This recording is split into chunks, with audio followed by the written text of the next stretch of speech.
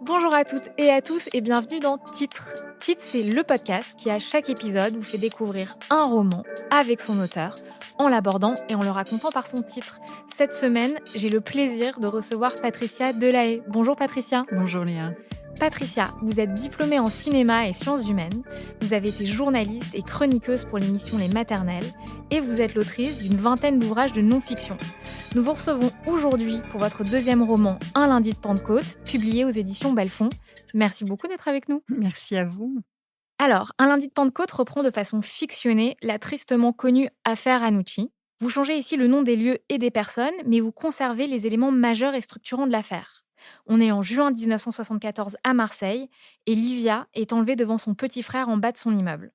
Elle est retrouvée morte quelques heures plus tard à une poignée de kilomètres de là. Le suspect, Loïc Perra, est très vite arrêté. Le lecteur, dès les premières pages, le sait. Loïc est habité par des pensées pédophiles, bien qu'il se pense capable de contrôler ses pulsions. Son incarcération et son procès vont être le théâtre de deux thèses qui s'affrontent. Celle de son innocence soutenue par sa mère et ses avocats, et celle de la partie civile qui clame sa culpabilité. Au-delà de l'enquête, des preuves à charge et des zones d'ombre, Un lundi de Pentecôte met au cœur de l'histoire la dimension psychologique du suspect et questionne l'impact du vécu dans le déterminisme des actions de chacun. Alors, Patricia Delahaye, tout d'abord, pourquoi avoir choisi ce titre Un lundi de Pentecôte ? Eh bien, parce que l'assassinat de la petite Marie-Dolores Rambla, qui s'appelle Livia Pozzi dans mon livre, parce que c'est quand même une fiction, a eu lieu un lundi de Pentecôte 1974. Les premières pages du roman sont dédiées à la description de ce qu'aurait pu être un lundi de Pentecôte ordinaire. En quoi c'était important pour vous de recréer ces moments qui constituent le quotidien et en même temps le point de bascule de cette histoire ? En fait, dans les premières pages, je ne sais pas si vous parlez de la préface ou si vous parlez des premières pages du roman. Des premières pages du roman qui dépeignent vraiment un quotidien classique, un Alors, lundi de Pentecôte qui s'annonce plutôt bien. Alors, dans les premières pages du roman, je me mets dans la peau, de Loïc Perrin et je raconte, quel est mon quotidien entre ma mère et mon chat et mes puzzles et mon ennui, viscéral de la vie. C'est ça d'un côté et de l'autre, des pulsions pédophiles, comme vous l'avez dit, des pulsions pédophiles que je dis «je» parce que j'écris à la première personne, que je crois pouvoir, contrôler. Et donc, c'est la base du roman. Ensuite, ce jeune homme, va être «lâché par sa mère» entre guillemets et qui ne va pas l'accompagner pour un week-end de Pentecôte et il va partir tout seul sur les routes et là, il va se passer, bien des choses qui vont le conduire ou pas, parce qu'on ne dit pas si je le crois coupable ou pas, qui vont le conduire, près de Marseille. On sent qu'au-delà du crime en lui-même, c'est la psychologie du suspect qui vous intéresse le plus. Vous dites, à travers les mots d'un de vos personnages, la chose suivante. J'aimerais savoir comment on devient un assassin. Qu'est-ce qui s'est passé dans leur vie? Ils ont été des enfants, ils ont eu des parents. Qu'est-ce qui a basculé? Qu'est-ce qui leur est arrivé de plus ou de moins qu'aux autres? Je voudrais qu'on me raconte les causes et aussi les conséquences de ces drames. Le crime lui-même m'intéresse moins que sa périphérie. Qu'est-ce que vous avez voulu raconter du terrain psychologique dans le passage à l'acte criminel? Ce qui m'intéresse encore plus que la psychologie, qui est quelque chose de statique, ce sont les relations humaines que j'ai traitées donc dans tous mes livres de non-fiction et aussi en tant que journaliste spécialisée. Ce qui m'intéresse, c'est la relation. Cette relation qui nous rend meilleurs, moins bons ou fous ou, voilà, je crois que nous sommes vraiment, extrêmement, marqués et influencés par la relation qu'on nous fait avoir et qu'on a et qu'on donne aux autres. Bref. Ce qui m'a intéressée là, c'est la relation mère-fils. Mmh. Une relation, vraiment, très très étrange, à la fois très, très tendre, très cruelle, très puissante, enfin quelque chose, que j'ai trouvé de très complexe. Et puis en effet, ce qui m'intéresse, ce sont, les êtres humains, comme disait Steinbeck, qui vivent des expériences extrêmes qui sont hors de notre portée. Parce que je trouve qu'elles sont à la fois, intéressantes sur le plan d'une expérience humaine folle, mais aussi, parce qu'elle nous révèle quelque chose de nous, peut-être un peu. Et pour revenir à la relation, cette relation mère-fils, vous écrivez: «Le seul point faible de ce type, c'est sa mère». Oui, alors c'est pas moi qui le dis, je crois que c'est un policier qui cherche des moyens de le faire craquer. Heu, oui, c'est sa mère, parce qu'en fait, il n'a vécu que pour et par sa mère, toute sa vie.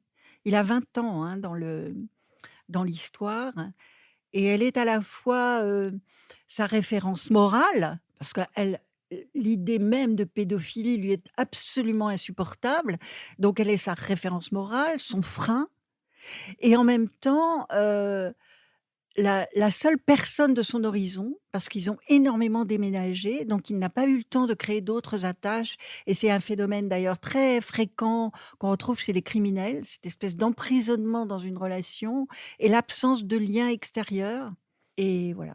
Le livre s'articule autour de la narration de cette histoire et l'évolution de l'enquête, mais aussi autour des monologues intérieurs de celui qu'on imagine être le coupable. Pourquoi était-il important pour vous de mettre en scène les pensées du suspect? Alors, déjà littérairement, je trouvais ça intéressant quand même de se mettre dans la peau d'un pédophile quand on est une femme, enfin voilà. Et puis, j'ai trouvé que ça rythmait le récit aussi. Mmh. J'ai trouvé également, que c'était un moyen non pas de le dédouaner, mais de l'humaniser, que de le suivre jusqu'à la guillotine. Et de suivre ses doutes aussi. De suivre ses doutes, de suivre, son amour-haine pour sa mère, et plein d'autres choses. Parce qu'il y a un acte, une scène qui déclenche le passage à l'acte, selon moi, c'est une visite au père et je trouvais intéressant de mettre tout ça en scène parce que souvent, un peu rapidement, on trouve que les assassins sont des monstres, mais ils ont toute une histoire, tout un chemin que j'ai essayé de retracer. Justement, vous parlez d'histoire et de chemin à retracer. L'avocate en charge de sa défense, elle comprend qu'il y a cette histoire à raconter et au moment où elle prépare sa plaidoirie, elle envisage comme argument la fuite de sa mère avec lui quand il était enfant afin de plus subir la violence du père. Puis elle enchaîne sur le raisonnement suivant pour justifier les actes de son client. Un traumatisme qu'il rejoue en enlevant Livia. La répétition du préjudice subi, n'est-ce pas un classique du psychisme humain? On viole parce qu'on a été violé, on devient violent parce qu'on a été battu et on enlève parce qu'on a été enlevé. Est-ce que c'est la complexité des mécanismes de reproduction qui vous a aussi donné envie d'écrire sur cette affaire? Non, mais j'ai trouvé, intéressant de les étudier. C'est vrai que il se passe des choses, à notre insu. Quelquefois, on a des petits passages à l'acte. Heureusement, les nôtres sont assez modestes. On comprend pas d'où ça vient et généralement, si on s'interroge, qu'est-ce qui se rejoue? On comprend un petit peu que quelqu'un vient d'appuyer là où on a mal, enfin voilà. Bon et là, effectivement, c'est très troublant de voir qu'il a fait ce qu'on lui a fait subir. Sa mère l'a enlevé au père et elle avait raison. On dit toujours aux femmes battues, qu'il faut partir, ne pas revenir. Bah, c'est ce qu'elle a fait et la mère, c'est une petite dame, qui vraiment veut bien faire, pense avoir bien fait.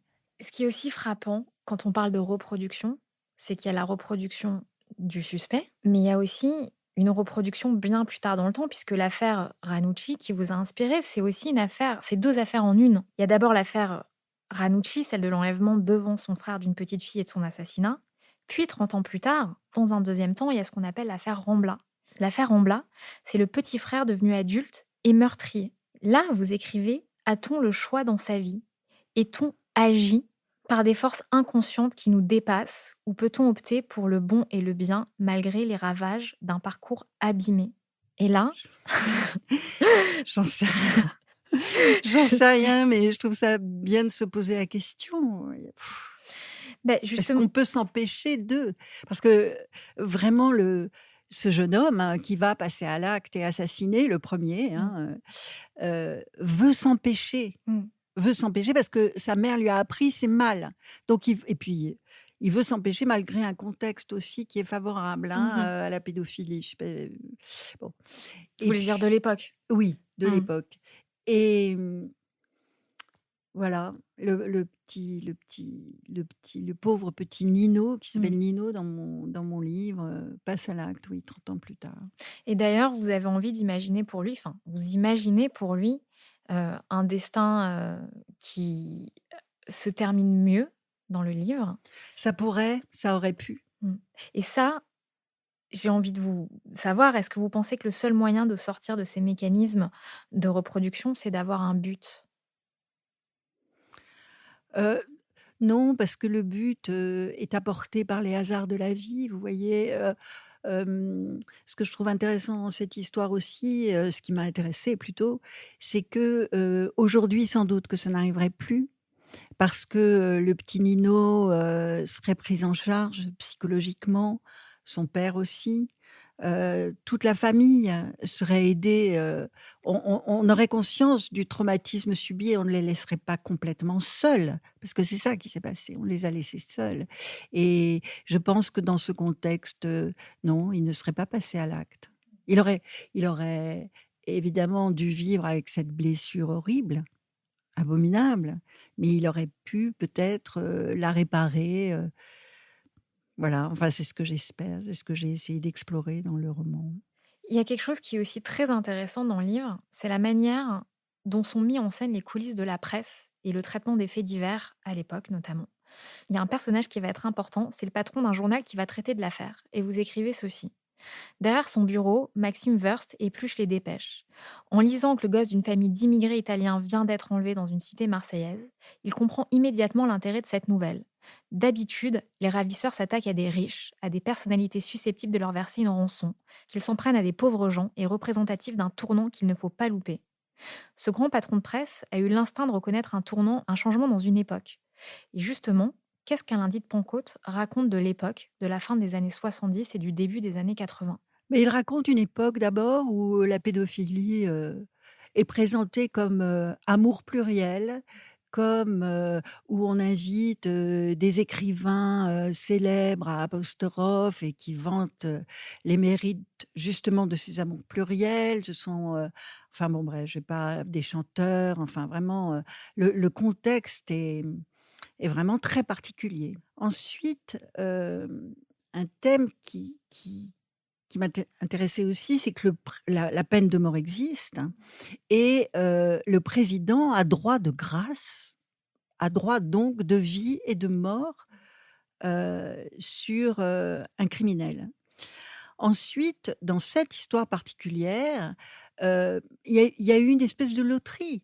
Il y avait un autre, fait divers, exactement concomitant, avec un criminel, à mes yeux, beaucoup plus terrible, qui s'appelait Patrick Henry et qui a enlevé et tué le petit garçon, d'une famille qu'il connaissait simplement pour de l'argent, enfin, voilà. Alors qu'on peut penser que si Ranucci était coupable, puisque je ne révélerai pas, si Ranucci était coupable, ce n'était pas du tout le même crime. C'était un crime de panique, c'était un crime sans passage à l'acte, c'était un crime, opportuniste, enfin, il n'y avait pas ce calcul ignoble. Bref, Patrick Henry a eu la chance de tomber sur Robert Badinter, enfin, il y a eu une espèce de loterie là. Mm.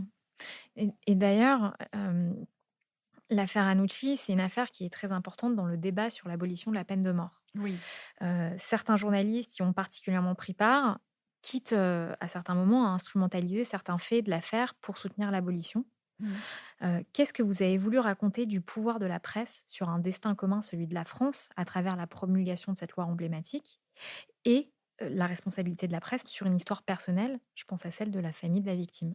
Par exemple, mon agent qui s'appelle Lila Zewald me trouvait, beaucoup trop sympathique avec mon criminel pédophile. Le rôle d'un écrivain n'est pas de juger. Le rôle d'un écrivain, c'est de rentrer dans les logiques de tout le monde. On n'est pas là, voilà. Et elle me dit: «Mais alors, quel est votre ennemi dans ce livre?» Et j'ai réfléchi longuement et j'ai dit: «Je crois que c'est la haine». Et ça, c'est la haine. On s'aperçoit, dans cette histoire à quel point la haine a basculé.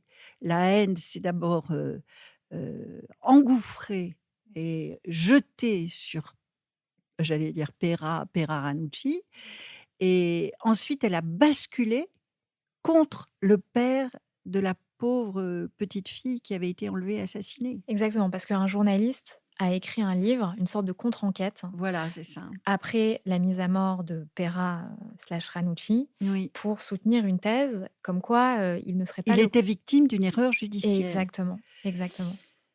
Et tout le monde y a cru. Donc on a accusé le père de la pauvre petite victime d'avoir été responsable d'une erreur judiciaire et d'un assassinat. Mmh. Et justement, un jour de Pentecôte, voilà, ça pose un regard sur le métier de journaliste et sur le pouvoir de l'angle qu'un Oui. journaliste peut choisir pour raconter et pour Mmh. décrire un fait. Qu'est-ce que vous avez voulu dire de ce pouvoir, ce rôle de conteur des journalistes qui est clé? Si vous voulez, par le choix des mots, on oriente le lecteur qui ne s'en rend pas toujours compte parce qu'il est pressé, parce qu'il fait pas attention. Mais si vous dites par exemple Loïc Peyrat le monstre Mmh. ou Loïc Peyrat l'inculpé, Mmh. voyez bien que ça fait pas du tout le même effet. Dans un cas, on juge, on désigne, on accuse, et dans l'autre, on n'a rien fait. Donc, alors moi qui ai été journaliste, on est très, très responsable de ces angles, de ces mots, voilà, et sur les réseaux, n'en parlons pas, c'est encore, amplifié. Vous pensez que cette affaire a eu un impact sur la suite de l'histoire et sur, l'abolition de la peine de mort? Absolument considérable, puisque ce jeune homme a été jugé en 2 jours. Vous vous rendez Mmh. compte? En Mmh. 2 jours. Aujourd'hui, ce serait au moins une semaine, et que le dossier d'instruction, l'instruction de la juge a duré 6 mois. Aujourd'hui, ce serait au moins 2 ou 3 ans. Mmh. D'ailleurs, vous ouvrez le livre là-dessus. Pourquoi aujourd'hui une affaire similaire pourrait pas être traitée de la même façon? Bah, justement, parce que la justice a fait d'énormes progrès et que, il y aurait un temps long, il y aurait au moins 2 juges d'instruction. Ça, c'est depuis l'affaire des Grégory où il n'y en avait qu'un, et voilà. Il y a au moins 2 juges d'instruction, il y a un procès très long, où on cherche vraiment, où on a le temps de développer. Ce jeune homme a été vraiment, en plus, il y aurait un appel. Là, il y avait pas d'appel. Donc on voit à quel point la justice a progressé, et je trouve que c'était bien de le rappeler. Et effectivement, ce procès expéditif, comment dire? Cette mise à mort expéditive a servi à l'accusé suivant qui était Patrick Henry et qui a sauvé sa peau. Voilà. Mais il y en a eu après 2 autres. C'est comme si c'était un jeu de dominos, c'est-à-dire, on en tue un, après on se rattrape en tuant pas l'autre, puis après, enfin, c'était une époque horrible, donc vive l'abolition de la peine de mort. Qu'est-ce que le roman raconte du poids de la culpabilité et notamment du transfert de la culpabilité sur les victimes? J'ai lu hier même, hem, quelqu'un qui disait, en fait, quand on est victime, quand on nous a fait mal, on a toujours l'impression soit d'avoir merdé. Ce sont les violeurs, les violés qui se sentent coupables d'avoir été violés. Alors là, les victimes peuvent se sentir coupables de n'avoir pas su se protéger, de n'avoir pas su voir, de n'avoir pas su prévoir. Et là, la culpabilité abominable du petit frère qui a 6 ans, heu, c'est d'avoir vu sa sœur, et je ne sais pas si c'est vrai, mais c'est plausible. En fait, je ne sais pas ce qui est vrai dans mon roman, mais je pense que tout est plausible. Sa sœur l'a regardé avant de monter dans la voiture parce qu'elle sait quand même que ça se fait pas de monter avec un inconnu, et il l'a pas empêché. Donc c'est une culpabilité à vie. Pour finir, j'ai 2 questions. Ouais. La première, est-ce que vous pouvez me donner un titre de chanson qui pourrait être la bande originale du livre? Ah, vous me prenez au dépourvu. Je trouve que quand on a fini d'écrire des romans noirs ou de lire un roman aussi noir, on savoure, le fait de n'avoir rien à se reprocher de grave, le Ouais. fait, qu'autour de nous, nos enfants vont bien, que vous voyez, on est soulagé, quoi. On se dit, je sais pas, il y a une chanson de Jean Ferrat comme ça, «Que la vie est belle», je crois. Et Que c'est beau la vie, que c'est voilà, beau la que vie. c'est beau la vie, que c'est beau la vie. Et enfin, pour finir, un titre d'ouvrage qui vous a marqué? Bah, Le Pullover rouge de Gilles Perrault, parce que longtemps, j'ai cru que Ranucci était innocent. Merci beaucoup Patricia Delahaye d'avoir été avec nous aujourd'hui. Je Merci rappelle Léa. que votre roman Un lundi de Pentecôte est publié aux éditions Belfond. Merci à vous tous de nous avoir écoutés.